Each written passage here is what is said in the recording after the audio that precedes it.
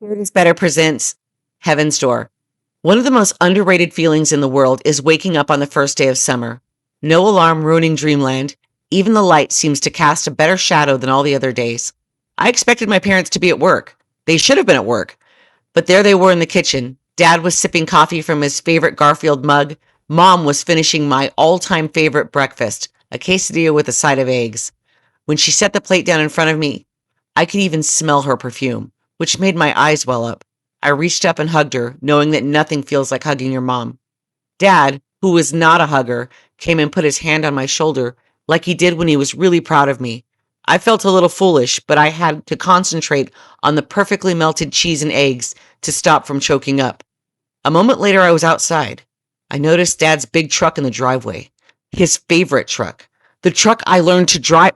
No, wait. Fourth grade just ended. This is the truck I will learn to drive in. David! David! Before I could even turn around, I knew who it was. It was Aaron, my best friend.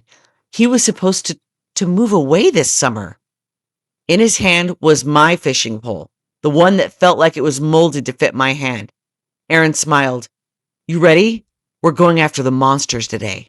The monster was a catfish as long as my arm. We knew 3 things. His afternoon hangout was under the dock. He loved hot dogs. And he had a supernatural talent for spitting out hooks.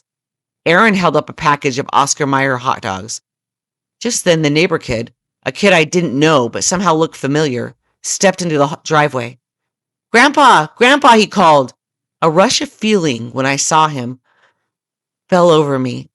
I started to go over to him, but the fishing pole in my hand felt like it was pulling me, so we ran down the main street instead. The morning breeze was cool but bright, and on Main Street we passed the dealership, a 1981 IROC Z set with its doors open, showing off the bucket seats. The car stereo was playing my all-time favorite song, California Dreamin'. The music filled the air all around us. Instead of talking about the car, the salesman smiled as though he'd been expecting me. He walked over, gently moved the fishing pole aside, and placed his hand on my chest, listening to my heart. Just relax and listen, he said. And he sounded confident, so I did it, and so did Aaron. And as we listened, a loud beeping from a white car interrupted the music. One of the lot attendants hurried over to silence it. A woman in a white dress stopped and stared at me. Honey-colored hair fell over her shoulders. I couldn't imagine anyone more beautiful than her. She looked vaguely familiar, so I didn't question it when she leaned over and placed her hand on my forehead. Her hand was cool and soft. I noticed the warm gold of the wedding ring on her finger, the one that had taken 2 years to pay off. I found myself focusing on her kind eyes. I couldn't place where I knew her from. There, she whispered, and her voice was familiar as family. Her hand on my heart made me calm. I don't remember getting to the lake, but I remember the first step onto the dock. I knew every plank. I knew exactly where the notch on the railing for my fishing pole was. The sun was high enough that I knew that the monster was probably under the dock waiting for lunch. I slid a hot dog onto the hook. Kids were playing on the beach. Dad, I love you. It made me think of how much I loved my own dad. Somewhere far away, I heard a car honking its horn. Aaron glanced over at the sound as the beeping grew louder. We're getting that monster today, he told me. So I watched my bobber. The beeping was growing louder. Aaron leaned over the railing. I can see him. I ignored the horn. The bobber dipped. I reeled as hard as I could, backing up and trying to set the hook. Aaron was hopping around with the biggest grin on his face. The monster broke the surface. Bigger than I ever dreamed. The horn was blaring now, but I didn't care. Somewhere, California Dreamin' began to play again. My rod was as perfect as the day it came home from Yellowfront, and it glided that fish onto the dock.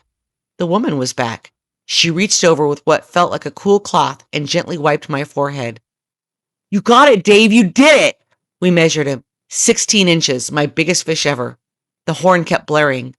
The sun was still bright and the breeze was still cool. The woman in white stood on the dock watching me, and only then did I realize she was wearing a wedding dress. I thought insanely, I sure love her. I looked over and I saw Aaron walking towards a bus. My school bus. The same one I rode in 1978 in first grade.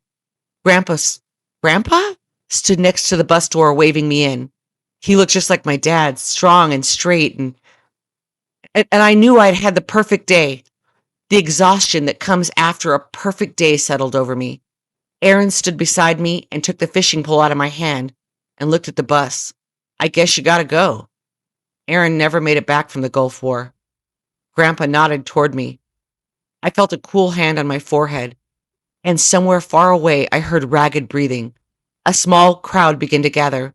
My uncle wore the suit we buried him in. He stood with one hand on his hip, like Parkinson's had never found him. Come on, Dave. It was Dad's voice somewhere in the back of the bus. And then I heard, I missed you, Davy boy. And no one ever said my name the way my mom did. I saw my grandma, wearing the apron she only wore at Thanksgiving, smiling and waving for me to join her. And suddenly, I couldn't wait to get on that bus. He's gone, the doctor said. It looks like Grandpa was smiling. I think he was.